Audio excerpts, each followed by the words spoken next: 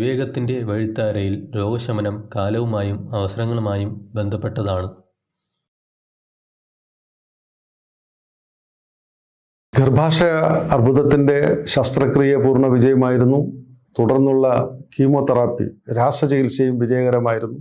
അവർ ബോംബെയിൽ ആവശ്യത്തിനുള്ള വിശ്രമം എടുത്തു, നല്ല പോഷകാഹാരം കഴിച്ചു, ആരോഗ്യം വീണ്ടെടുക്കുന്നതിനുള്ള എല്ലാ പ്രക്രിയകളും അവർ തുടർന്നുകൊണ്ടിരിക്കുന്നു.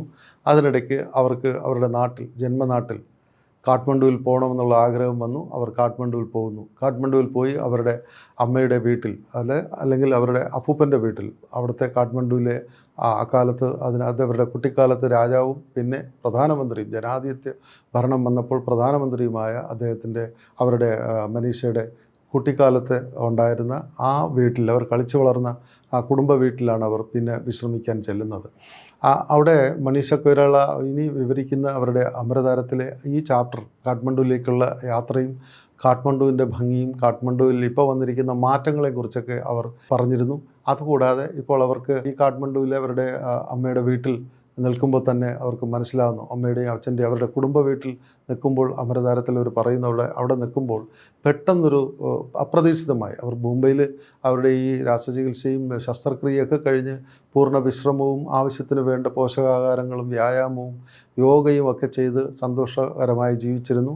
അത് കഴിഞ്ഞ് നാട് കാണുക, സ്വന്തം വീട്ടിലേക്ക് എത്തുക, കാഠ്മണ്ഡുവിലെത്തുക എന്നൊക്കെയുള്ള ആഗ്രഹത്തിൻ്റെ ഫലമായിട്ട് അവരവിടെ വരുന്നു. അവിടെ നിൽക്കെ തന്നെ അവിടെ സുഖമായി ജീവിച്ചു സന്തോഷമായിട്ട് ജീവിക്കുമ്പോൾ അവർക്ക് പെട്ടെന്നൊരു പനി വരുന്നുണ്ട്. പനി വന്ന് അതിതീവ്രമാകുന്നു. എന്നിട്ട് അവിടുത്തെ ഏറ്റവും പ്രധാനപ്പെട്ട ഹോസ്പിറ്റലിൽ ചെല്ലുന്നു.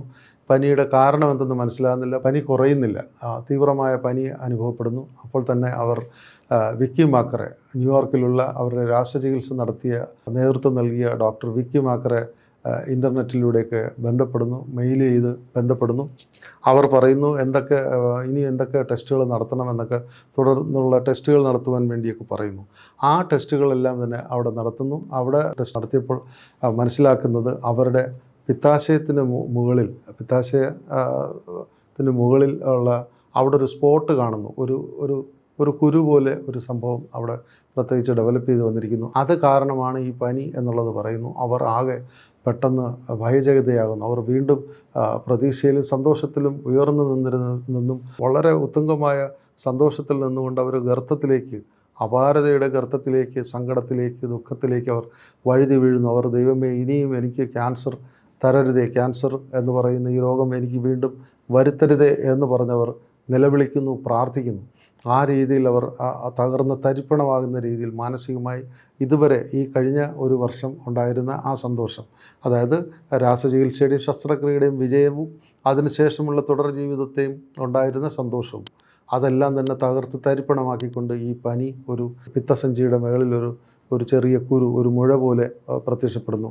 അത് സ്കാനിലും മറ്റുമൊക്കെ തെളിയുന്നു. അതെന്താണെന്ന് നിർണ്ണയിക്കുവാൻ എന്തായാലും ബോംബെയിലും കാഠ്മണ്ഡുവിലും അതിന് കഴിയുന്നില്ല.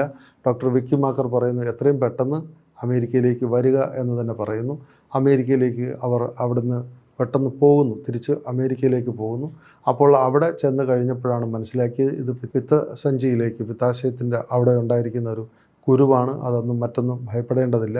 ഈ പനി എന്ന് പറയുന്നത് യഥാർത്ഥത്തിൽ ഹെപ്പറ്റൈറ്റിസ് എ കൊണ്ടുണ്ടായതാണ്. അത് വെള്ളത്തിൽ നിന്ന് ഉണ്ടായതാണ്. വെള്ളം അവർ ഭക്ഷണത്തിലോ പച്ചക്കറിയിലൂടെയോ കുടിച്ച വെള്ളത്തിൽ കൂടെയോ അല്ലെങ്കിൽ പച്ചക്കറി വെജിറ്റേറിയനായി അവർ മാറുന്നു. അവർ നോൺ വെജ് കഴിക്കുന്നവരായിരുന്നു. രാസചികിത്സയ്ക്ക് ശേഷം അവർ നോൺ വെജ് പൂർണ്ണമായി ഉപേക്ഷിച്ച് വെജിറ്റേറിയനായി മാറുന്നു. അപ്പോൾ അങ്ങനെയുള്ള ഏതെങ്കിലും വെജിറ്റബിൾ കഴിച്ചതിൽ നിന്നും ഉണ്ടായതാണ്. കാരണം വെജിറ്റബിൾ എല്ലാം തന്നെ റോ ആയിട്ട് പച്ചയ്ക്കും കഴിച്ചിട്ടുണ്ട്, പൂർണ്ണമായി വേവിക്കാതെയൊക്കെ കഴിച്ചിട്ടുണ്ട്. അപ്പോൾ പൂർണ്ണമായി വേവിച്ച് കഴിച്ചു കഴിഞ്ഞാൽ ഈ പറഞ്ഞ ഹെപ്പറ്റൈറ്റിസ് എ പോലുള്ള അത്തരം കാര്യം, ന്യൂമോണിയ പോലുള്ള അങ്ങനെയുള്ളതൊന്നും വരില്ല എന്നൊക്കെയാണ് പറയുന്നത്. എന്തായാലും അവർ അതിനുശേഷം ഭക്ഷണക്രമത്തിൽ ഈ പറഞ്ഞ തീർത്തും ശരിക്കും ബോയിലായിട്ട് വെട്ടിത്തിളച്ച വെള്ളത്തിൽ വേവിച്ച ഭക്ഷണങ്ങൾ തന്നെ കഴിക്കുവാനുള്ള തീരുമാനത്തിലാകുന്നു. അത് ഹെപ്പറ്റൈറ്റിസ് എ ആണെന്ന് ബോധ്യപ്പെടുന്നു. അതിൻ്റെ ചികിത്സകൾ അവർ ന്യൂയോർക്കിൽ തന്നെ പോയി വിക്കി മാക്കറുമായി കണ്ട് അത്തരം ചികിത്സകൾ കൂടെ എടുത്ത് അവർ പൂർണ്ണ ആരോഗ്യവതിയായി തിരിച്ചു വരുന്നൊരു ഭാഗമാണ് നമ്മളിതിൽ കാണുന്നത്. ഇപ്പോൾ ഇത് പ്രത്യേകിച്ച് ഈ ചാപ്റ്ററിൽ അവർ പറയുന്നത് അവർ കടന്നു വന്ന അവർ ഈ അസുഖം 40-ാം വയസ്സിൽ അത് ബാധിച്ചു. 42-ാം വയസ്സിൽ 2012 ഡിസംബർ 10-നായിരുന്നു സർജറി. അതിനുശേഷം 6 മാസം നീണ്ടുനിന്ന, ഒരു മാസത്തെ ഇടവേളയ്ക്ക് ശേഷം 6 മാസം നീണ്ടുനിന്ന കീമോതെറാപ്പി, രാസചികിത്സ, ഇതെല്ലാം കഴിഞ്ഞ് ഇതൊക്കെ വളരെയധികം സ്ട്രെന്യൂസ് ആയിട്ട് വളരെയധികം പീഡകൾ അനുഭവിക്കുന്ന, രോഗഗ്രസ്തയായിട്ട് വേദനാജനകമായ കാലഘട്ടത്തിലൂടെ കടന്നു പോകുന്നൊരു സ്ത്രീക്ക് ഒരിക്കലും അപൂർണമായിട്ട് അസുഖം ഭേദമായി എന്ന് പറഞ്ഞ് നിൽക്കുന്ന ഒരു സാഹചര്യത്തിൽ നിന്നും, അതിൻ്റെ സന്തോഷത്തിൽ നിന്നും, അതിൻ്റെ